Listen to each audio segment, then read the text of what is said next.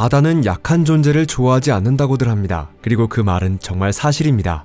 결코 편안하다고는 할 수 없는 우리 행성의 바다에서는 거의 모든 해역에서 항해자들이 한 걸음 나아갈 때마다, 더 정확히 말하자면 한 해리씩 나아갈 때마다 위험이 도사리고 있습니다. 하지만 그 중에서도 세계에서 가장 위험하다고 불리는 바다들이 몇 군데 있는데요. 항해의 역사 속에서 그런 바다들은 배와 그 안에 타고 있던 용감한 승조원들에게 정말 함정 같은 존재였습니다.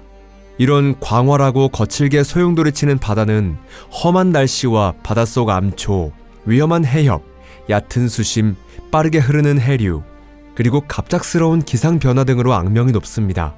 이런 이유로 특히 위험한 바다로 꼽히는 곳은 남중국해, 홍해, 사르가소해, 카리브해, 북해, 그리고 베링해입니다. 게다가 비교적 평화로운 현대에 들어선 지금조차도 이 바다들은 세계에서 가장 많은 희생자를 낳은 해역이라는 불명예스러운 타이틀을 두고 여전히 경쟁하고 있습니다. 하지만 항해사나 해양사 연구자라면 이 죽음의 순위표에서 북해가 단연 1위라는 사실을 잘 알고 있겠죠. 여러분 안녕하세요. 그런데 말이죠, 얼핏 보기엔 북해는 우리에게 잘 알려진 바다처럼 느껴지는데 왜 해난사고나 파도에 휩쓸려 사망한 사람 수에서 1위를 차지하게 된 걸까요? 여기는 토픽입니다. 편안하게 시청해주세요. 이 의문에 대한 해답은 곧 밝혀집니다. 자, 그럼 지금부터 시작해보겠습니다.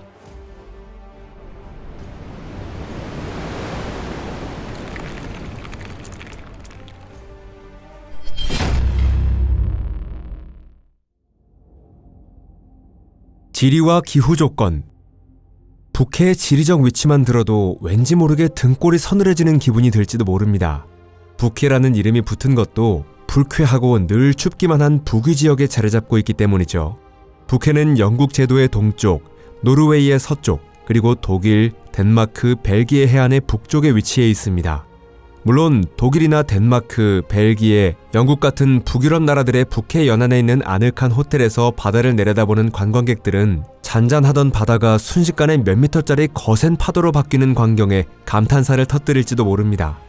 하지만 그와 동시에 바다 위엔 선원들이 있고 그들의 가족은 해안의 바위에 부딪히는 파도 소리에 귀를 기울이고 있습니다. 그런 사람들의 마음이 어떨지 잠시 상상해보세요. 북해가 위험한 이유는 평온했던 날씨가 갑자기 폭풍으로 돌변하는 일이 아주 흔하기 때문입니다. 게다가 그 바람의 세기도 엄청난데요. 시속 120km, 즉 허리케인 수준의 강풍이 불어닥치는 일도 결코 드물지 않습니다. 그리고 이 바람에 섞여 있는 건 열대지방의 갑작스런 소나기처럼 따뜻하고 상쾌한 습기가 아니라 기온 0도에서 5에서 10도 사이의 얼음 같은 물방울이 마치 모래처럼 퍼붓고 그 속에는 뾰족한 얼음 조각이나 눈까지 섞여 있습니다. 만약 배가 그런 파도를 맞게 된다면 그것은 수온 3도에서 5도에 불과한 몸이 얼어붙을 정도로 차가운 물세례가 됩니다. 여기서 몸이 얼어붙을 정도라는 표현을 단순한 과장으로 쓴 것이 아닌 이유는 이 바닷물에 단 5분만 몸이 잠겨 있어도 대부분의 사람이 순식간에 쇼크에 빠지고 때로는 그대로 목숨을 잃는 경우도 있기 때문입니다. 이렇게 북해는 지구상에서 가장 차가운 바다 중 하나입니다. 그래서 이런 바다 위에 배에서 일광욕을 한다는 건 강제 환기 장치가 달린 냉동고 안에 일부러 들어가 있는 것이나 다름없습니다. 겨울철의 추위는 북해를 더욱더 위험하게 만듭니다. 겨울이 되면 기온이 영하 20도까지 떨어지는 일도 있으며 수온은 0도까지 내려갑니다. 그 결과 추운 계절에는 북해 해역의 일부가 얼어붙고 해빙으로 덮이는 현상도 나타납니다. 이렇게 얼음으로 뒤덮인 해역에서는 항해 자체가 불가능해지죠. 게다가 따뜻한 계절이라 해도 녹지 않고 남은 얼음덩어리와 충돌할 위험은 여전히 존재합니다. 바다 위는 늘 짙은 안개에 가려져 있어 시야가 극도로 나빠지기 때문에 충돌 위험은 더더욱 커집니다. 북해보다 더 북쪽에 있는 해역에서는 이런 시야 문제를 어느 정도 감내할 수 있지만 북해에서는 그 문제가 훨씬 심각한 위험으로 이어집니다. 왜냐하면 예를 들어 더 북쪽에 있는 노르웨이 해와는 달리 북해는 선박의 통행량이 훨씬 많기 때문입니다. 이 바다를 가로질러 유럽과 다른 대륙을 잇는 주요 해상 항로들이 지나가고 있는데요. 이런 점들을 종합해보면 북해가 세계 해상교통에서 가장 중요한 거점 중 하나라는 사실은 분명하다고 할 수 있겠습니다. 해류, 얕은 수심, 홍수. 이 장에서 특히 주목해봐야 할 점은 북해가 대륙붕 위에 자리잡은 바다라는 사실입니다. 다시 말해 북해는 대서양이라는 거대한 구조물의 입구에 해당하지만 비교적 수심이 얕은 현관문이라고 볼 수 있는데요. 아주 오래전 지금의 북해 자리에 있던 것은 북유럽의 황량한 평원이었습니다. 마지막 빙하기가 끝나갈 무렵, 그러니까 약 8,500년 전부터 북극의 빙하가 녹기 시작하면서 그 평원은 점차 물에 잠기게 됐습니다. 이 사실에서 알 수 있듯이 북해의 깊이는 명백히 심해 수준에는 미치지 못합니다. 수심은 지역에 따라 수십 미터에서 최대 725m에 이르며 평균 깊이는 약 95m입니다. 이렇게 북해는 수심 변화가 급격하고 해저 지형도 평탄하지 않기 때문에 전반적인 항해가 어렵고 특히 배를 조종하는 데 훨씬 더 큰 주의가 필요하죠. 이런 지형적 특성 때문에 북해에는 뱅크라고 불리는 얕은 모래톱이 곳곳에 형성되어 있으며 이는 종종 배의 좌초 원인이 됩니다. 그 중에서도 악명 높은 얕은 수역으로는 영국 동해안 앞바다에 위치한 도거뱅크가 있는데요. 이곳은 지역에 따라 수심이 고작 13m에서 20m에 불과한 곳도 있죠.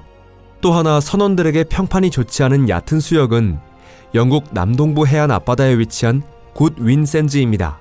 이 두 곳에서는 과거 수백 척에 달하는 배들이 실제로 난파 사고를 당했는데요.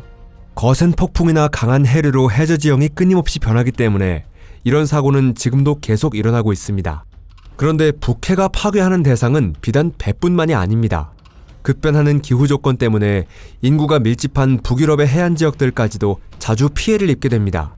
북해에서 끊임없이 몰아치는 강풍과 폭풍은 해안선을 그대로 때리며 죽음과 파괴를 초래하는데 특히 겨울철에는 그 강도가 훨씬 심해집니다.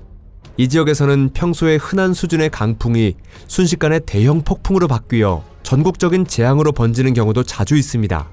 예를 들어 1953년에 발생한 북해 대홍수는 역사에 남은 참사였으며 그때의 거센 폭풍으로 인해 영국, 벨기에, 네덜란드, 덴마크 해안 지역들이 물에 잠겼습니다.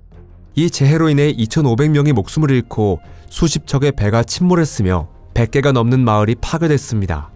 이 비극 이후에 델타 계획이라는 이름으로 일련의 홍수 방지 시설이 세워졌지만 지금도 강력한 폭풍은 여전히 매우 위험한 존재죠. 예를 들어 비교적 최근인 2013년도에도 크사버라는 이름의 사이클론으로 인해 일부 지역에서 폭풍 해일의 높이가 3에서 5m에 달했고 덴마크와 독일 해안에 살던 수천 명의 주민들이 피난을 떠나야 했습니다. 군사작전. 하지만 인간의 활동이 없었다면 북쪽과 남쪽 고위도 지역에 있는 수많은 위험하고 차가운 바다 중 하나일 뿐이었을지도 모릅니다. 사실 이런 고위도 해역은 모두 기온이 낮고 폭풍이 끊이지 않는 극도로 가혹한 기후대에 속해 있죠. 그러나 선박의 왕래가 얼마나 잦은지를 따져보면 이런 남북의 고위도 해역들을 모두 합친다 해도 북해에는 전혀 비할 수 없습니다. 그리고 북해에 얽힌 피비린내 나는 역사에 대해서는 더 말할 필요도 없을 거예요. 비유하자면 평온했던 어린 시절과 전쟁을 여럿 겪은 퇴역 군인의 인생을 비교하는 것과 비슷하죠. 바다 위에서 벌어진 전투의 횟수만 놓고 보자면 북해와 맞먹는 해역은 사실상 존재하지 않습니다. 1916년에는 세계적으로 유명한 유틀란트 해전이 북해에서 벌어졌죠. 이 해전은 영국 해군과 독일 대양 함대의 주력 전함들이 정면으로 맞붙은 처음이자 마지막 대규모 해상 전투였습니다. 그 처참한 결과로 영국은 6,094명의 전사자와 14척의 함선을, 독일은 2,551명의 전사자와 11척의 함선을 잃었습니다. 제1차 세계대전 당시 독일 해군과 영국 해군이 처음 충돌한 해상전도 역시 북해에서 벌어졌습니다. 이 전투는 1914년 8월 28일 영국군이 헬골란트만에서 독일 해군의 초기함을 기습 공격하며 시작됐습니다. 이 전투로 인해 독일 해군 병사 712명과 영국 해군 병사 35명이 목숨을 잃었습니다. 제2차 세계대전 때도 북해의 신들에게는 더 많은 희생이 바쳐졌습니다. 물론 유틀란트 해전과 같은 대규모 전투는 줄어들었지만 그 대신 소규모 충돌이 넘쳐날 만큼 이어졌습니다. 그 대표적인 사례가 1940년 4월 독일이 노르웨이를 점령했을 당시 벌어진 일련의 연안 전투들이죠. 이때는 좁은 노르웨이 피오르드에서 독일과 영국 함대가 충돌했고 독일은 이 전투에서만 구축함 10척을 잃었습니다. 심지어 시야가 완전히 제로인 상태에서 해전이 벌어졌을 땐 아군이 아군을 격침하는 좋게 말해 예상 밖의 사고도 발생했습니다. 이런 아군 오폭의 비극적인 사례로는 1940년 2월에 실행된 독일군의 비킹어 작전을 들 수 있습니다. 이 작전에서는 독일 공군의 전투기가 자국 해군의 구축함을 격침해버렸죠. 북해는 단순히 큰 해전이 몇 번 있었던 바다가 아니라 오랜 세월 동안 끊임없이 전투가 벌어져 온 전장의 바다입니다. 안타까운 통계에 따르면 1939년부터 1945년 사이에 북해에서 목숨을 잃은 사람은 약 4만 5천 명에 달합니다.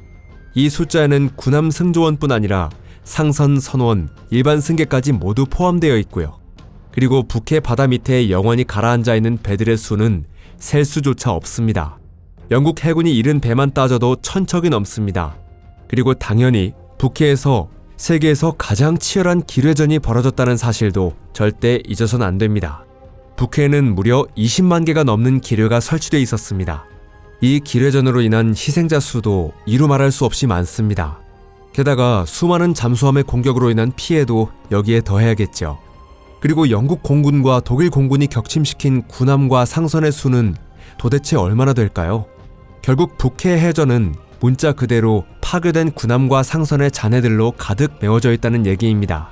오늘 영상이 흥미로우셨다면 좋아요와 공유도 꼭 부탁드립니다. 시청해주셔서 정말 감사합니다. 그럼 또 만나요. 안녕히 계세요.